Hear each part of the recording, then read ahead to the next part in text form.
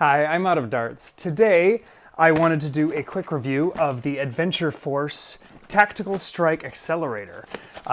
Drac put up a review of this, I think today, and I had to go out and get one immediately. I didn't realize they were out in store.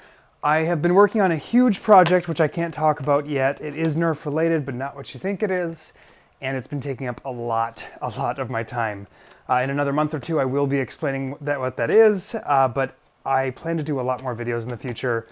And I won't turn this into a review channel, but any blaster that I think I'm going to mess with and mod, I will review because I think it's a good base point for where the blaster started. So let's get this thing open.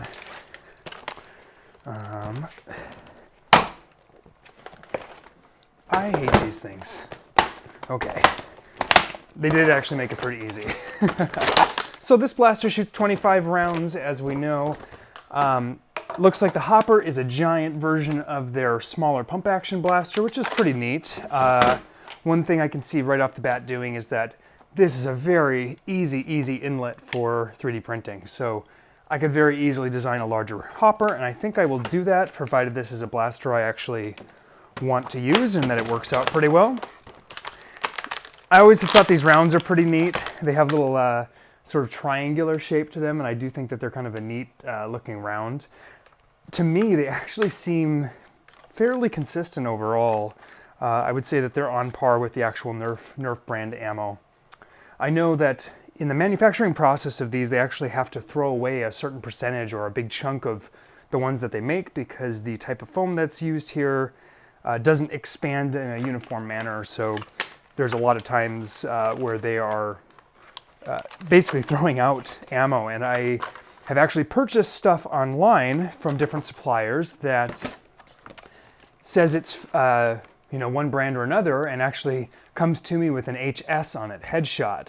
And I got a batch where I got a bag that I bought that it's just like a bag of 100, but it said HS on it, but it was not headshot, or rather it was headshot throwaways, and the factory was probably reselling them because they were terribly squishy or terribly hard. Anyway, back to the blaster. It's got kind of a neat look. I'm not a fan of not having a stock, so I could see a cool little stock attachment going on the back here. Just a little one. It wouldn't even have to be that big. But it's a pretty simple looking blaster. It's only got, there's no paint on it, so it's just simple colors. Obviously that's for price. This was only $30 compared to 85 or 100 retail for the Nemesis. So right off the bat, we're on a really good start. Now, I do know from watching Drac's video that this is definitely not full auto, but these flywheels, wow, they look, it's like they just literally cloned the Hasbro ones.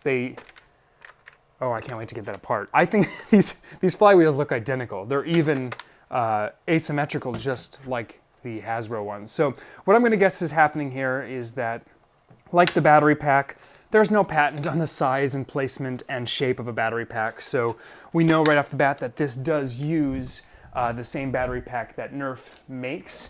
And I unfortunately don't have one of those because I generally just go straight to modding. Not to say that there's anything wrong with them. I actually think they're a tremendous value, especially for someone that doesn't want to do a full rewire. I think it's a really good way to get some more performance and to save money, because just to do this video for you guys, I had to go out and buy D batteries again.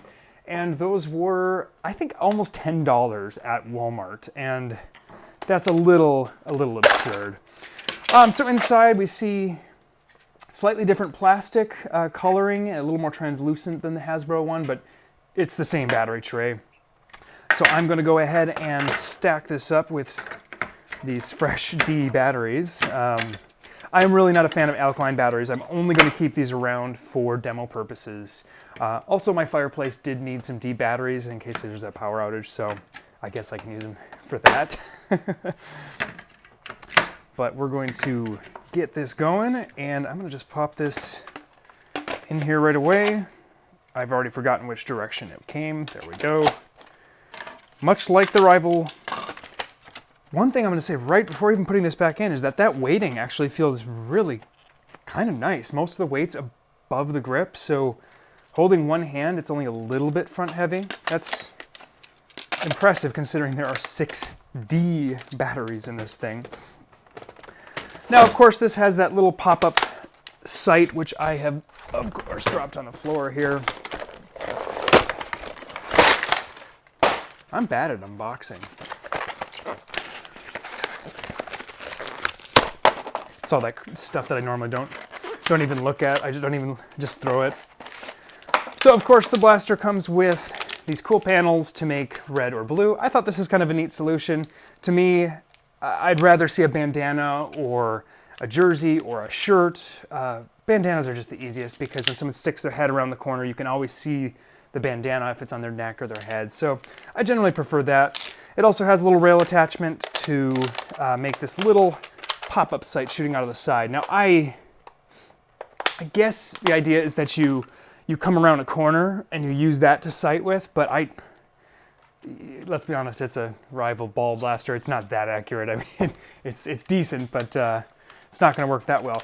This is a very interesting weight. For how big it is, I mean, it's unwieldy for one hand, but you definitely, I mean, it's easier than like a Nemesis where you can barely hold the thing up. So I obviously can't rev. I do like this rev trigger. It's got a nice snap to it. It feels quite good. But let's go ahead and actually load this guy up. Now, I'm excited that other companies are making rival blasters because, first of all, it forces competition and it makes Hasbro work harder.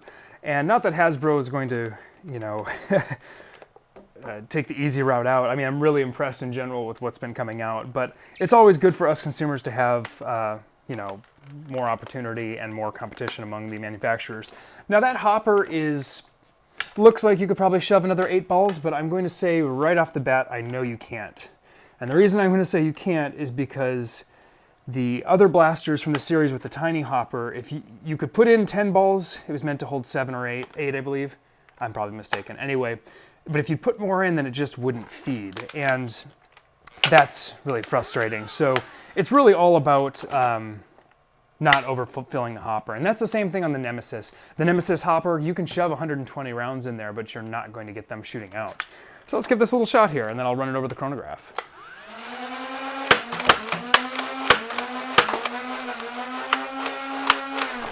Now, right off the bat, I am noticing that this does not have as much of a hop-up as the Nemesis or... You know, I'm going to take that back. It's because I never play with the stock Nemesis. I'm so used to rival blaster balls floating up a little higher, so let's forget about that comment. I will say that with the position of the barrel and where this sits, I'm having a hard time sighting this. Now, that is probably why they've got this sight idea on the left or right side, but in general, I'm feeling like it's a little bit difficult to...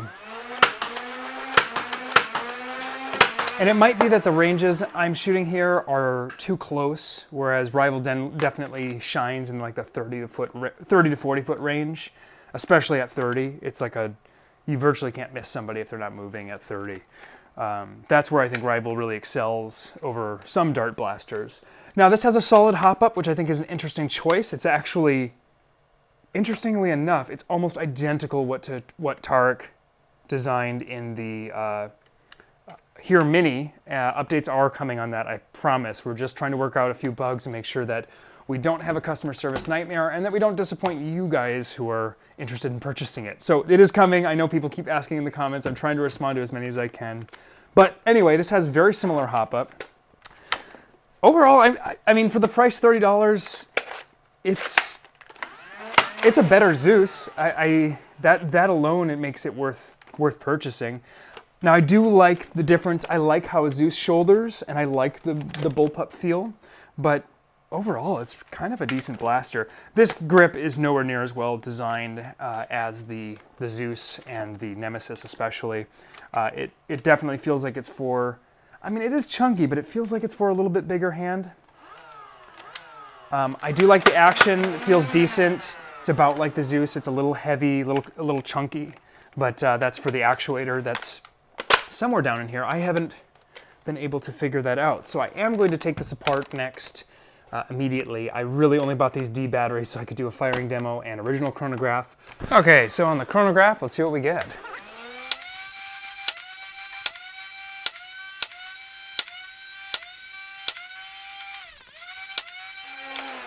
So overall, that is fantastic. That is the best numbers I've seen out of any rival blaster ever.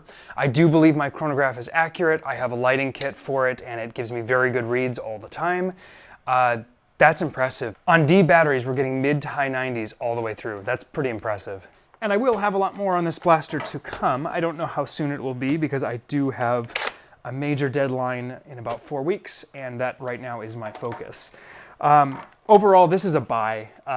Assuming there's nothing wrong with the motors when we go to mod this, I think this is going to be a really popular blaster. And it's definitely something that I'm interested in modding and seeing what else I can do with it, because it's a good platform, and even just when this gets down to a $20 price point, it's cheaper flywheels than the Zeus 2, because my biggest problem now is that I've got at least a dozen blasters with either burnt flywheels or burnt motors, because 3S on these blasters works quite well, but if you jam and hold that jam, you'll melt your flywheels right off due to the stalled motor heat. Anyway, I think this is really cool. Until next time, I'm out of darts.